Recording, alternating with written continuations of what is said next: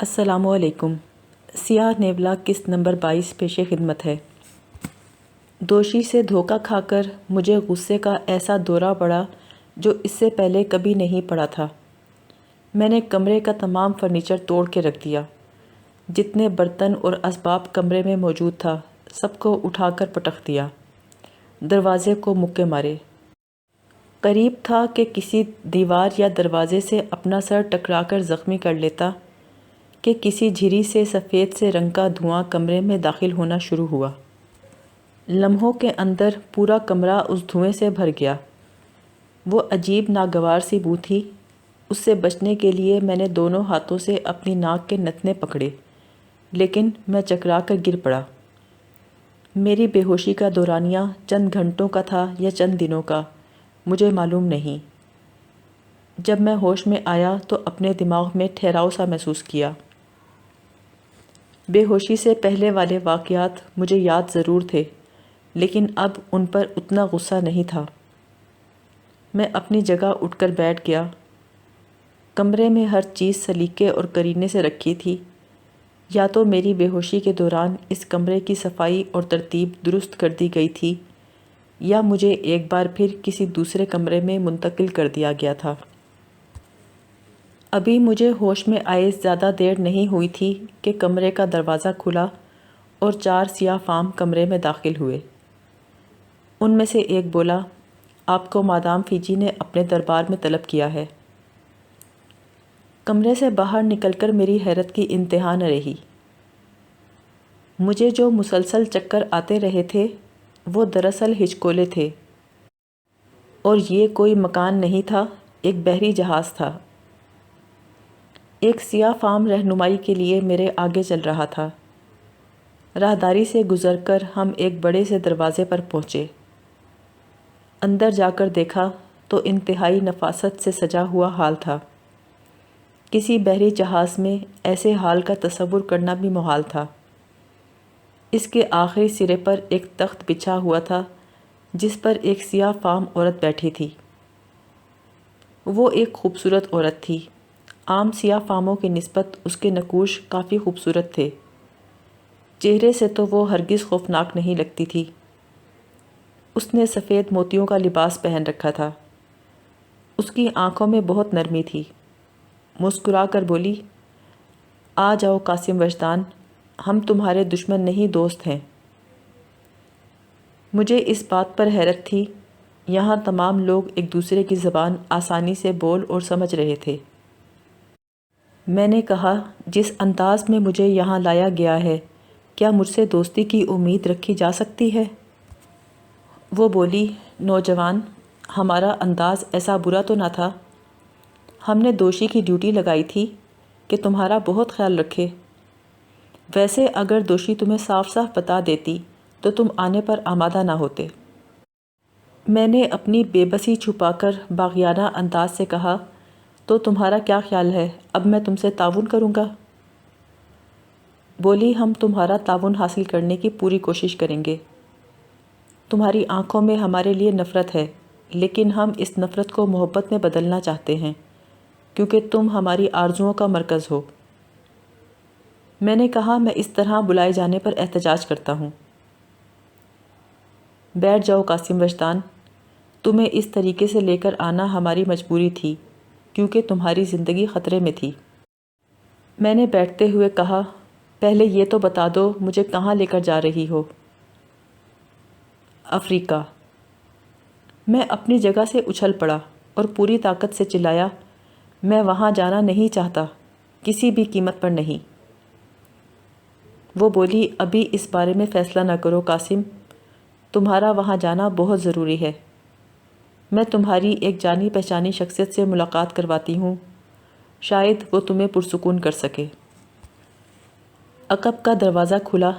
وہاں سے جو شخص نمودار ہوا، یہ وہ آدمی تھا جس نے میری جان بچا کر میری مصیبت بھری زندگی کی ابتدا کی تھی۔ افریقہ کا پراسرار بوڑھا ڈیکا۔ میں نے بہت حیران ہو کر کہا، ڈیکا، تم یہاں کیسے؟ کہنے لگا، مادام فیجی کے بلاوے پر مجھے آنا پڑا۔ میں نے کہا تمہارے جیسا بڑا آدمی بھی کسی کا تابع دار ہے؟ وہ بولا مادام فیجی کے سامنے میرا علم ہیچ ہے، اور مادام فیجی جس ہستی کی نمائندہ ہے وہ ایک دن افریقہ پر نیا سورج طلوع کرے گی۔ اس ہستی کے حکم پر اس ہستی کے نمائندے جس کو بلائیں گے وہ دنیا کی ہر چیز چھوڑ کر پہنچے گا۔ میں نے کہا وہ کون ہے؟ ڈیکا بولا ہم اس ہستی کا نام زبان پر نہیں لا سکتے۔ میں نے کہا جب میں افریقہ میں پہنچا تو پتہ چلا ڈیکا بہت بڑا جادوگر ہے۔ پھر ڈیکا کے ساتھیوں کے ساتھ سفید فاموں سے لڑا، وہاں سے بھاگا تو پتہ چلا شبالہ سب سے بڑی دیوی ہے۔ اس سے بچ کر بھاگا تو جہاز پر پتہ چلا کہ فیجی سب سے بڑی دیوی ہے، اور اب تم کہتے ہو کوئی اس سے بھی بڑی دیوی ہے۔ وہ بولا قاسم، میں نے تو اپنے علم کے بارے میں کبھی کوئی دعویٰ نہیں کیا۔ اگر مجھے اپنے علم پر بہت مان ہوتا تو تم سے مدد کیوں مانگتا؟ اور یہ تم سے کس نے کہا کہ شبالہ افریقہ کی سب سے بڑی دیوی ہے؟ وہ تو ایک خاص علاقے اور اپنے قبیلے کی دیوی ہے، لیکن جس ہستی کی بات میں کر رہا ہوں وہ بہت اونچی ہے، شبالہ تو اس کے قدموں کی خاک بھی نہیں ہے۔ لیکن قاسم، مجھے تم سے ایک شکایت ہے۔ میں نے بیزاری سے کہا کہہ دو ڈیکا، کون سی شکایت ہے؟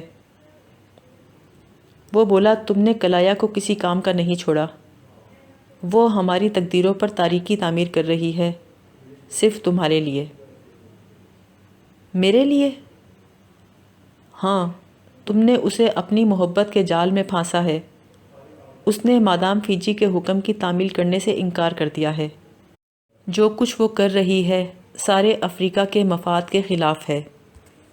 ڈیکا کی باتوں نے میرے دماغ کی چولیں ہلا کر رکھ دی تھیں۔ میں تو ایک بے مصرف انسان ہوں، مجھ میں ایسی کون سی خوبی پیدا ہو گئی کہ اتنے بہت سارے پراسرار لوگوں کی توجہ کا مرکز بن گیا ہوں، اور میری اپنی زندگی وبال بن گئی ہے۔ دل چاہتا تھا سمندر میں کود کر جان دے دوں۔ مادام فیجی بولی قاسم، تمہیں اس جہاز پر ہر طرح کی آزادی ہے، سمجھو یہاں سب تمہارے غلام ہیں، جیسے چاہو ان سے پیش آؤ، یہ سب تمہارا احترام کریں گے۔ اب میں چلتی ہوں۔ وہ بڑے پروقار انداز سے اپنے تخت سے اٹھی اور پچھلے دروازے سے کہیں چلی گئی۔ ڈیکا جس دروازے سے آیا تھا وہیں چلا گیا۔ اس کے جانے کے بعد میں بھی باہر نکلا اور عرشے پر چلا آیا۔ عرشے کی ریلنگ سے سر ٹکا کر میں سمندر کی آزاد موجوں کو دیکھنے لگا۔ سمندر میں چھلانگ لگانے کا بھی کوئی فائدہ نہیں تھا۔ یہاں موجود بڑے بڑے جادوگر مجھے 2 منٹ میں سمندر کی تہہ سے نکال کر لے آتے۔ میں خالی الذہنی کے عالم میں آسمان کی طرف دیکھنے لگا۔ پھر میری نگاہ عرشے پر پڑی۔ کچھ فاصلے پر ریلنگ سے سر ٹکائے دوشی کھڑی تھی۔ میری ان مصیبتوں کی اصل ذمہ دار تو یہ تھی۔ میں اچھا بھلا افریقہ سے نکل گیا تھا، لیکن یہ مجھے ایک بار پھر پھانس کر لے آئی تھی۔ اپنی جان تو لے نہیں سکتا، کیوں نہ اسے اٹھا کر سمندر میں پھینک دوں؟ میں سیدھا اس کے پاس گیا۔ ہیلو دوشی، مجھے پہچان تو لیا ہوگا؟ وہ بولی ہیلو قاسم۔ میں نے کہا ذرا یاد کرو، تم نے بڑا محبت اور ہمدردی بھرا انداز اپنایا تھا۔ کہنے لگی چاہے مجھ پر طنز کرو، چاہے برا بھلا کہو، لیکن جو کچھ ہوا اس میں میرا کوئی قصور نہیں۔ ٹھیک کہتی ہو دوشی، قصور تو میرا ہے۔ بڑی مشکل سے افریقہ سے نکلا تھا، تم نے مجھے دوبارہ وہیں پہنچا دیا۔ تم آزاد دنیا کی رہنے والی، تمہیں کیا معلوم بے بسی کیا ہوتی ہے؟ وہ بولی قاسم، آزاد دنیا کی انسان میں کبھی تھی، اب نہیں ہوں۔ بظاہر میں تمہارے سامنے آزاد کھڑی ہوں، لیکن ذہنی طور پر قید ہوں۔ میں نے کہا پلیز اب یہ مت کہنا کہ تمہیں بے ہوشی کی حالت میں یہاں پہنچایا گیا، کیونکہ مجھے اچھی طرح یاد ہے بے ہوشی کی دوا تم نے مجھے پلائی تھی۔ وہ بولی قاسم، چاہے میرا یقین کرو یا نہ کرو، ایک رات میں کلب میں بیٹھی تھی تو مادام فیجی میرے نزدیک آ کر بیٹھ گئی۔ پھر مجھے کچھ معلوم نہیں میں کیسے اس کے ساتھ اٹھ کے چل پڑی اور اس کی رہائش پر پہنچ گئی۔ اس کے بعد سے آج تک میں اس کے احکامات کی تعمیل کرتی ہوں۔ جب کبھی مجھے اپنے کانوں میں اس کی آواز سنائی دیتی ہے تو جیسا وہ کہتی ہے میں ویسا ہی کرتی ہوں۔ میں خود کو روکنا بھی چاہوں تو روک نہیں پاتی۔ گویا مجھ تک تم اس کی ہدایت کے مطابق آئی تھیں۔ ہاں، اس نے کہا تھا کہ تم سے یہ باتیں کروں تو تم مجھے دوست بنا لو گے، پھر میں تمہیں اپنے فلیٹ پر بلاؤں۔ تو میں نے ایسا ہی کیا، اور تمہیں جو مشروب پلایا وہ اس نے ہی مجھے فراہم کیا تھا۔ تمہارے ساتھ وہ مشروب میں نے بھی پیا تھا۔ تم یقین تو نہیں کرو گے، لیکن میں جب ہوش میں آئی تو میں نے خود کو اس جہاز پر پایا۔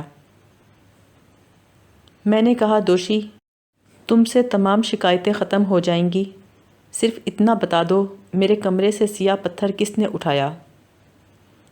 اس نے سوال کے جواب میں سوال کیا، کون سا سیاہ پتھر قاسم؟ دوشی سے تھوڑی دیر کی بات چیت کے بعد مجھے اندازہ ہو گیا کہ اس کی باتوں میں صداقت تھی۔ میری طرح وہ بھی اس جہاز پر اپنی مرضی کے بغیر آئی تھی۔ یہ سیاہ فام عورت بہت ہی پراسرار تھی۔ میرے ذہن میں اتنی الجھنیں تھیں کہ کچھ سمجھ نہیں آ رہا تھا آخر سارا افریقہ میرے پیچھے کیوں پڑ گیا ہے۔ میں نے ایک سیاہ فام کو اشارے سے بلا کر کہا، ڈیکا کو بلاؤ۔ تھوڑی دیر میں ڈیکا میرے سامنے تھا۔ میں نے کہا، ڈیکا، میں تم سے یہ نہیں پوچھوں گا کہ مجھے یہاں کیوں لایا گیا، کیونکہ تم نہیں بتاؤ گے، لیکن کم سے کم یہ بتا دو کہ تم یہاں کیوں ہو۔ تم تو اپنے علم کی جگہ سے نکلتے نہیں تھے۔ وہ بولا، ابھی تمہیں بتایا تو ہے، مادام فیجی جس ہستی کی نمائندہ ہے، اس کے حکم پر ہم میں سے ہر شخص جہاں ہو ایک آواز پر حاضر ہونے کا پابند ہے۔ میں نے کہا، کیا تم جیسے صاحب علم کو بھی فیجی نے اپنا غلام بنا لیا ہے؟ وہ بولا، مادام فیجی نے مجھے اپنا غلام نہیں بنایا ہے، ہم سب اپنے اپنے عہد کے غلام ہیں۔ جب علم سیکھنے کی ابتدا ہوتی ہے تو سب سے پہلے اس ہستی کے نام کا پیالہ پیا جاتا ہے، اور اپنے علم کو اس ہستی کے علم سے ہمیشہ کمتر سمجھا جاتا ہے، اور عہد وفاداری کیا جاتا ہے کہ جب تک اسے ہماری ضرورت نہ ہو ہم آزاد ہیں، لیکن جوں ہی وہ ہمیں طلب کرے ہمیں اس کے قدموں میں پہنچنا پڑے گا۔ ٹھیک ہے ڈیکا، لیکن کلایا کے بارے میں تو بتا دو، وہ کہاں ہے؟ وہ ایک طویل وقت سے ہماری نگاہوں سے اوجھل ہے، ایک خاص علم کے حصول کی ریاضت کر رہی ہے۔ صرف اتنا معلوم ہے کہ سنگا ممبا کی چوٹی پر جہاں ڈھلتے سورج کی شعاعیں پہاڑ کی چوٹی میں جذب ہوتی ہیں، وہاں وہ افریقہ کا ایک بہت بڑا جادو حاصل کرنے میں کوشاں ہے۔ اور جانتے ہو کیوں؟ تمہارے لیے۔ میں نے تعجب سے کہا، میرا اس بات سے کیا واسطہ؟ واسطہ یہ ہے کہ وہ بے وقوف اس دنیا میں سب سے زیادہ جسے چاہتی ہے وہ تم ہو۔ تم دنیا میں خود کو سب سے زیادہ بد نصیب اور بے سہارا سمجھتے ہو، لیکن کلایا وہ ہستی ہے جو تمہارے لیے سب کچھ کھو بیٹھی ہے، حتیٰ کہ اپنے باپ کی محبت بھی۔ ہم سیاہ فام دنیا میں سب سے زیادہ اپنی قوم سے محبت کرتے ہیں، لیکن کلایا نے یہ بھرم بھی توڑ دیا ہے۔ تمہاری محبت میں گرفتار ہو کر اس نے اپنی قوم کو چھوڑ دیا، اس ہستی کے حکم کو بھی انکار کر دیا۔ وہ اپنی زمین سے بے وفائی کر رہی ہے، تمہارے لیے۔ میں نے بے ساختہ کہا، ڈیکا، کلایا مجھے کہاں مل سکتی ہے؟ بولا، اس سے ملنے کی سوچنا بھی مت قاسم، وہ اب پورے افریقہ کی باغی ہے۔ اس نے اس ہستی کے حکم کو ٹال دیا ہے جس کی خاطر افریقہ کا بچہ بچہ کٹ کے مر سکتا ہے۔ ڈیکا کے چہرے پر بیٹی سے جدائی کے احساس سے زیادہ غم و غصے کی چھاپ نظر آ رہی تھی۔ اس کے خیال میں کلایا نے اس کی تمام امیدیں توڑ دی تھیں اور میری وجہ سے، جبکہ حقیقت یہ ہے کہ میں اس تمام قصے سے سراسر لا علم تھا۔ ڈیکا کے جانے کے بعد میں دیر تک کلایا کے بارے میں سوچتا رہا۔ میرے پاس ایسا کوئی ذریعہ نہ تھا کہ میں اسے بلا سکتا۔ جب تک سیاہ نیولا میرے پاس موجود تھا، ہمیشہ میرے آس پاس رہا تھا۔ میں نے خود اسے دھتکار کر کہا تھا کہ میرا پیچھا چھوڑ دو۔ وہ ننھا منا جانور میرے لیے صرف رفیق ہی نہیں تھا، کلایا سے رابطے کا ذریعہ بھی تھا۔ میں نے کیا کیا کھو دیا تھا۔ اگلے دن میں نے اپنے کمرے میں موجود خادم سے کہا، مادام فیجی کو بتاؤ میں اس سے ملنا چاہتا ہوں۔ وہ ادب سے سر جھکا کر باہر چلا گیا۔ کچھ دیر کے بعد واپس آیا اور مجھے کہا، مادام فیجی نے طلب کیا ہے۔ مادام فیجی اپنے تخت پر سرخ موتیوں سے بنا لباس پہن کر بڑے کرو فر سے بیٹھی تھی۔ اس کے ہونٹوں پر مسکراہٹ تھی اور آنکھوں میں شفقت اور پیار۔ بولی، کیا بات ہے قاسم وجدان، تمہارا مزاج کیوں برہم ہے؟ میں نے کہا، میں یہ جاننا چاہتا ہوں مجھے کب تک قید رکھا جائے گا؟ وہ بولی، ارے قید کیسی، تم یہاں موجود ہر چیز کے مالک ہو۔ میں نے کہا، میں یہاں سے نکلنا چاہتا تھا اور نکل بھی گیا تھا، لیکن مجھے پھر وہیں زبردستی لے جایا جا رہا ہے اور تم کہتی ہو میں خود کو مالک سمجھوں۔ دیکھو قاسم، تم تو پہلے ہی اپنے ماحول سے اکتائے ہوئے تھے، دولت حاصل کرنا چاہتے تھے اور زندگی کے ہنگاموں کے خواہاں تھے، تو یہ سب کچھ تمہیں مل تو رہا ہے نا؟ تمہیں تو میرا شکر گزار ہونا چاہیے۔ جن سفید فاموں کے چنگل سے تم نکل کر بھاگے تھے، انہوں نے دنیا کے چپے چپے میں تمہاری تصویریں پہنچا دی ہیں۔ تمہیں دیکھتے ہی قتل کرنے کا حکم ملا ہے۔ یوں سمجھو اس بحری جہاز کے علاوہ تم دنیا کے کسی کونے میں محفوظ نہیں تھے۔ یہاں لا کر میں نے دراصل تمہاری جان بچائی ہے۔ رہی تم میں ہماری دلچسپی کی بات، تو تمہارے اندر ایک انوکھی بات ہے جس سے کوئی واقف نہیں، میں بھی نہیں جانتی تھی، لیکن وہ ہستی رہنما ہے۔ اس ہستی نے تمہاری نشاندہی کی تو میں تمہاری تلاش میں نکل کھڑی ہوئی۔ تمہیں ہمارے ساتھ تعاون کرنا چاہیے۔ میں نے بگڑ کر کہا، اور اس تعاون سے مجھے کیا ملے گا؟ بولی، عظمت، وقار، دبدبہ، جس کا تم تصور بھی نہیں کر سکتے۔ لیکن میں یہ سب نہیں چاہتا، میں آزادی چاہتا ہوں۔ میں اس سب سے تنگ آ گیا ہوں، میں اپنی دنیا میں جانا چاہتا ہوں۔ قاسم وجدان، وہ دنیا اب تمہارے دشمنوں کی دنیا ہے۔ وہ لوگ بھوکے بھیڑیوں کی طرح تمہیں تلاش کرتے پھر رہے ہیں۔ تم مجھے اجازت دو، میں تمہارے ذہن سے پریشان خیالات کو نکال دوں۔ میری آنکھوں میں دیکھو۔ میں نے اس کی ہدایت پر عمل کیا۔ ایسا لگا اس کی آنکھیں پھیل گئی ہیں، گویا اس کا سارا وجود تحلیل ہو کر صرف 2 آنکھیں رہ گئیں۔ مجھے خیال آیا، آخر میں ان آنکھوں کا سحر کیوں قبول کر رہا ہوں؟ میں بولا، شاید تم مجھے ہپنوٹائز کرنے کی کوشش کر رہی ہو۔ اچانک یوں لگا جیسے کوئی شیشہ ٹوٹ کر کرچی کرچی ہو گیا۔ مادام فیجی کی آنکھیں حیرت سے پھٹ گئیں۔ اس کے ہونٹوں پر شرمندہ سی مسکراہٹ پھیل گئی۔ بولی، میں بھول گئی تھی کہ تم میری آنکھوں کے اثر میں نہیں آؤ گے۔ بہرحال میں تمہیں یقین دلاتی ہوں کہ میں تمہاری خیر خواہ ہوں۔ ہمیں تمہاری زندگی بہت عزیز ہے کیونکہ تم ہمارے لیے بہت قیمتی ہو۔ تم پر ہماری تقدیروں کا انحصار ہے۔ میں تمہیں خوش رکھنا چاہتی ہوں۔ میں نے کہا، مادام فیجی، دوشی تمہاری غلام ہے۔ اگر میں اس بحری جہاز پر اس سے ملوں یا بات چیت کروں تو تمہیں کوئی اعتراض تو نہیں؟ نہیں قاسم، تم اس سے ملنے کے لیے ہر وقت آزاد ہو۔ اس کے علاوہ جہاز پر جتنے لوگ ہیں ان سب سے ملنے کے لیے آزاد ہو۔ البتہ جب تمہیں غسل دے دیا جائے گا اس کے بعد تمہیں عورتوں سے دور رہنا ہوگا، پھر تمہیں ایک کڑے امتحان سے گزرنا ہوگا۔ میں نے کہا، تمہاری باتیں بہت عجیب ہیں۔